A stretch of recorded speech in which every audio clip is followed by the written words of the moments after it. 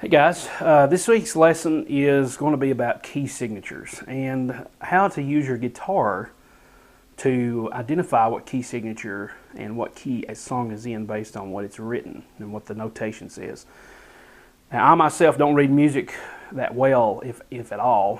Hopefully I'm going to get that changed pretty soon. I've got some things coming up that'll hopefully help me be able to read music the way I want to. I just hate not being able to read it. It's not a requirement to be a guitar player, but it is something that will be very handy and helpful if you're ever wanting to learn a song or ever wanting to write your ideas down so that you can, like if you have a lick, you can either record it, or if you don't have your recorder, you can just take a piece of paper and before it leaves your mind, write it down in notation.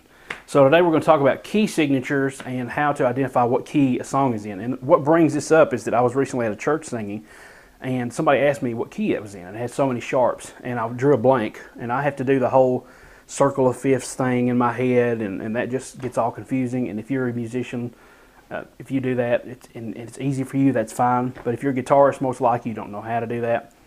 And that's something good to understand, to know. I actually did a circle of fifths lesson on my Texas Blues, or totally free guitar newsletter. It deals with all sorts of musical aspects, mainly for electric guitar. There's some acoustic stuff in there.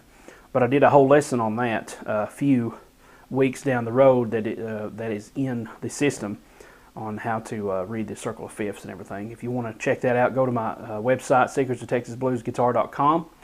And you can subscribe for my free guitar newsletter and get all kinds of free weekly videos that way as well, in addition to whatever you receive here on YouTube. You'll get exclusive content as well that we'll release before the public sees it, so you'll be in the loop there. But that's not what we're going to talk about. I have a tendency to ramble, and I'm going to go ahead and start the timer because I forgot to. That's helping me keep up with how long this is taking. So anyway, this deals with key signatures, and it deals with the fact that I was asked on at the church what the song was in, and I couldn't remember it. I knew there was a formula, but I couldn't figure it out in my head, and I had to actually sit down later and figure it out again. But I began thinking about it, began pondering on it, and I thought, and all of a sudden it clicked in my head that I can use my guitar, and I'll show you how to do that. I can use my guitar. And you can use your guitar to figure out what key a song is in, okay? And so let's get out the trusty whiteboard here and give you an idea of what I'm talking about. All right, so we're gonna say that we've got sharps and flats, okay? So we have sharps and flats. All right, hope you can see that. Typically, on the sharp side, it goes in a certain order. It looks like this, and then you have two sharps. Then you have three sharps. Then you have four sharps. So on and so forth, okay? On the flats, it's about the same. You have one flat, and two flats, and three flats, and four flats. And they're usually staggered like that. And that has a lot to do with, the theory aspect of it and reading musical notation and which lines these notes are on, as far as like which notes they're on. But I'll go ahead and circle individually. That way you can distinguish them a little bit better. So we have 1, 2, 3, 4 sharps, 1, 2, 3, 4 flats, okay? Now where your guitar comes into play on this is the string names, okay?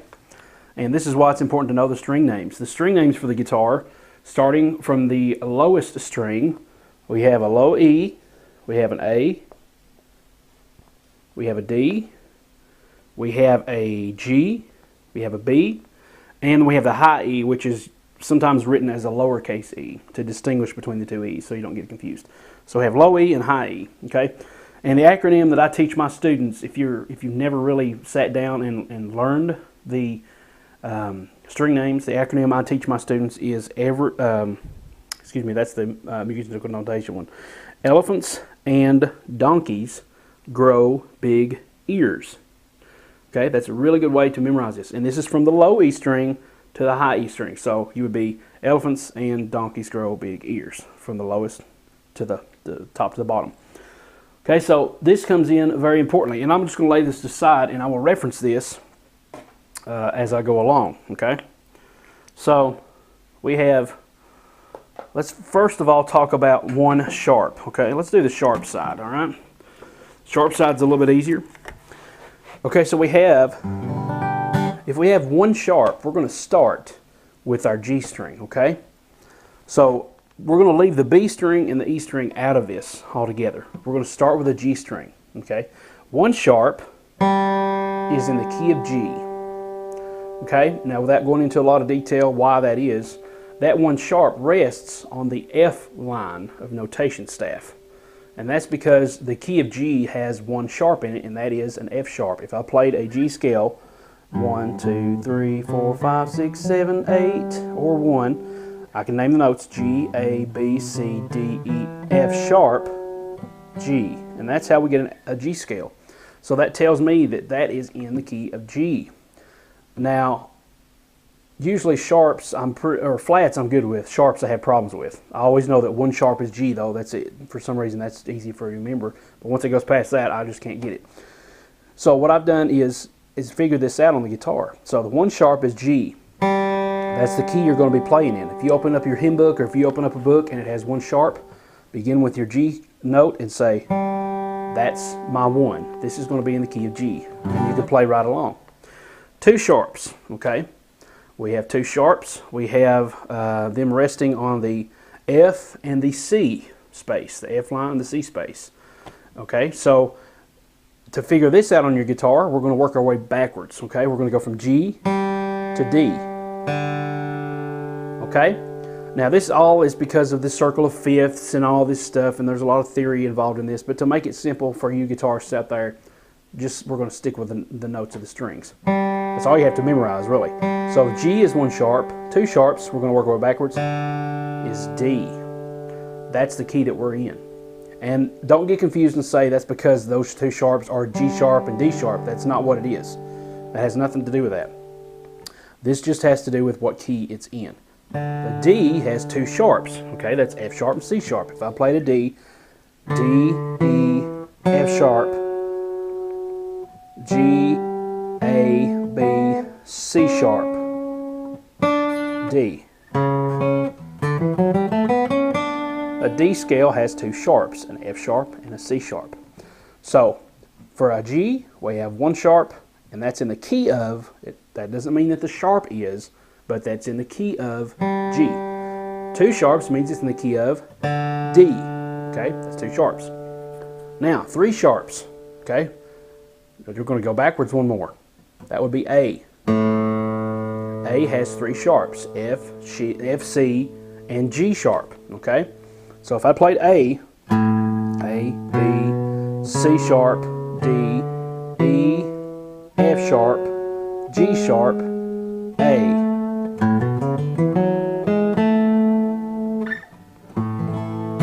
Okay, so the sharps are the order of the sharps is F, C, G, D, A, E, B, and so forth, so on.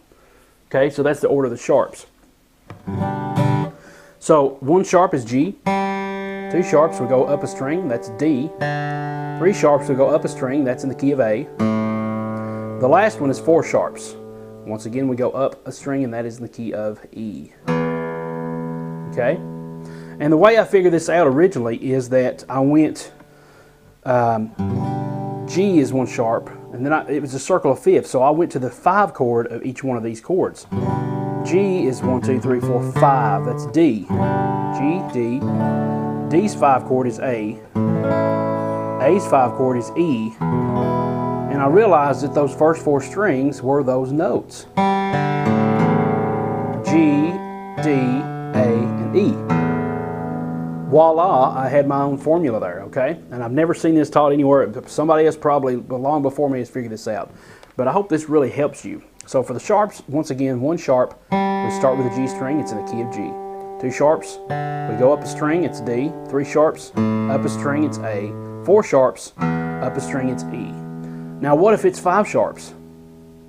Well, we're out of strings unless you have a 7-string guitar. But the cool thing is, you just find the 5 of an E, which is a B. So if we did G, the 5 is D, the 5 is A. For the A, the 5 is E. The 5 for E is B.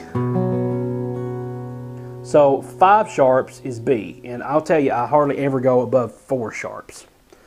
I rarely ever see 5 sharps, and sometimes I'll see 5 flats, but most of the time it goes up to 4 on both the sharps and the flats side, at least for music that deals with guitar, okay?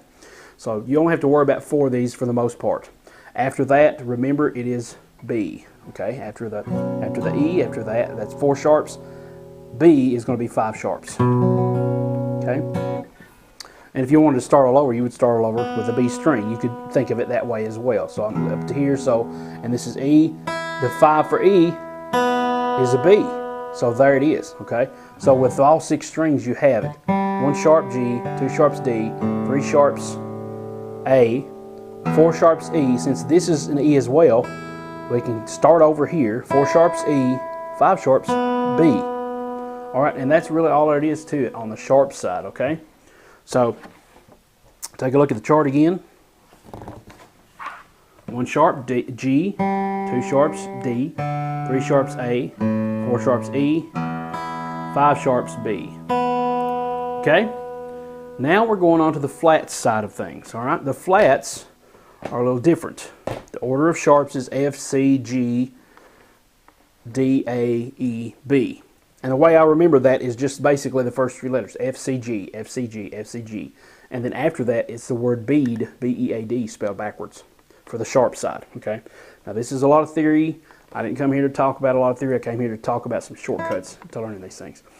Now, for the flat side, it's a little different. We're not going to use open strings. We're going to use our strings at the first fret. And instead of going backwards, we're going to go forwards now. Because once you get to the other side of the circle, it becomes a circle of fourths. So we're going up 4 intervals, down 4 intervals, instead of back 5 intervals. And so this won't get too confusing. Make sure you go watch a good circle of fifths video or something, okay? And it will you know, magically come alive to you. So for the order of flats, we're going to start with 1 flat, okay? And our 1 flat is going to start on the first fret of the low E string. 1 flat is F. That's an F note. This is why it's important to know your string names, okay? Because E goes to F. The first note after E is an F. Okay?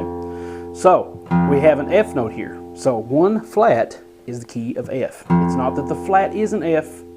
It is that the key of F has 1 flat. The order of flats begins with a B flat. Then you go and spell the word bead. B-E-A-D. And we'll get on that in a second. So 1 flat is F, and that flat is a B flat. 2 flats, once again, we're going on the first fret, and we're going to go up. The 4th of B, or the 4th of F, is B flat. Okay, so there's a B flat. So the 2 flats is B flat. 1 sharp, or I'm still stuck on sharps. 1 flat is F, not F flat, but F. 2 flats is B flat. Now on the flat side, with the exception of F, we always say the letter name plus a flat. We always say A flat, B flat, you know, E flat. That's why we do that. So F, we start from bottom to top, or top to bottom this time. On the sharps, we went from bottom to top, and then now we're going to go from top to bottom. We're going to go this direction. Okay, so F, 1 flat, B flat, 2 flats. Now the 4ths are easy to find because all you do is go up to the very next string on that same fret to find the 4th of pretty much just about any note. So B is, the next note is going to be E flat. 2, 3, 4, and that note's an E flat. Once again, if we have a D, goes to D sharp to E. But if we're going backwards, it's an E flat. So this is an E flat because we're dealing with flats, okay? So we're going to call it by its flat name. So one flat F, it's in the key of F, and that's if you're a bluegrass player, if you're a guitar player, acoustic, that's the second capo and the D shape. Okay, that's excuse me, that's the third capo, third fret, and the D shape. Okay, so F, B flat, and that is the third capo, G shape. Okay, so if you play G with your capo on the third fret, that's B flat. So F, B, we're going up a string again, 3 flats, the third string. This is an E flat. Okay, that is third fret, once again capo, and the C shape. That's an E flat. Okay, Tony Rice plays E flat quite a bit, especially in Church Street Blues. And my song Legend of Captain John, which I did a couple of videos on, if you'll do a search for that on my channel, I also sing that in E flat. And Tony Rice did his Church Street Blues in E flat. I think I just mentioned that. F, B, E. Okay, so E. Now, here's where the bead comes in. B, E, A. A flat is the next. It's the fourth of E flat. E, do, A flat. So 4 flats is A flat. And once again, we're using our guitar to figure out what the key signature is, okay? And this is what's the amazing thing. I can't believe I never figured this out before. So 1, 2, 3, 4 flats is A flat. Open G, goes to G sharp, goes to A. If we go back, it's A flat. We're using the flat names. So F, B, E, A, and 5 flats, once again, you know, the idea is you don't see a lot of anything above over 4 sharps or 4 flats. But if you do, remember the sharps, B is 5 sharps. For the flats is the D, because if we spell the word D. Okay, so F, B, E, A, then D flat is the next one. And we don't have a string for D flat, but it's right there. That's a D flat. That's a D. That's D flat. Because the way the guitar is tuned, it's tuned something to do with thirds. I've never really sat down and memorized it, but the B string. That's why it's always at a. If you're doing this tuning method, that's why you always have to come down to the 4th fret on this string, because the B string is tuned to. I think it's tuned to a 3rd rather than a 4th. If you're going up, G to B, yeah, is a 3rd instead of G to C, which would be a 4th. So once again, to recap, the flats are, with using our guitar, we're going to go the 1st fret, starting from the low E string, moving down. 1st fret, F is 1 flat. B, here's where we begin to spell the word bead. B is 2 flats. 3 flats is in the key of E flat. 4 flats is in the key of A flat. And then 5 flats is in the key of D flat. If you just remember to go up 1 fret when you get to the B string. 5 flats is in the key of D flat, okay? And A flat, by the way, is the 1st fret, capo, G. That's A flat. D flat would be the 1st fret, capo, the C. And that's because it's also called a C sharp. Okay, so we play a C, 1 fret above that. Now that last part might have been confusing, and the order of the flats is B flat, E flat, A flat, and D flat is the order of the flats. But the way it works is, and this is where it's going to get kind of confusing, is with the flats, if you have 2 flats, those flats are B and E. But the name of the chord, since it's 2, is B. If you have 3 flats, it's B, E, A. We're spelling the word B, B, E, A. But we always go back 1 because that's what it's going to be. B, E, A. So the second note is E. So that's 3 flats. F, B, E. Okay? And then 4 flats is B, E, A, D. Go back 1, we have an A. F, B, E, A. 4 flats gives us an A flat. Okay? Now I hope a lot of that wasn't too confusing. On the flat side, it's kind of hard to remember this. The only other way I had to reference this was the fact that you have to know the notation, the names of the notes on the lines and on the spaces.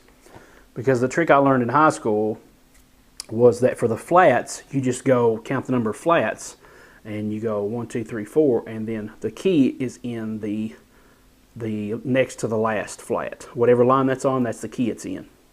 And so I had to remember all the note names in Every Good Boy Is Fine or Face and try to find it like that. So, you know, for example, if I had a song, I'm going to use a different color pen for this. If I had a song that looked like this, and you know, I'm not exactly sure what lines these are, but I would have to count this line, which would be F sharp, and it's way up above. For the flats, you have to go like this is the lines running through it. Okay, this is on a B flat, this is on an E flat, and this is on a flat.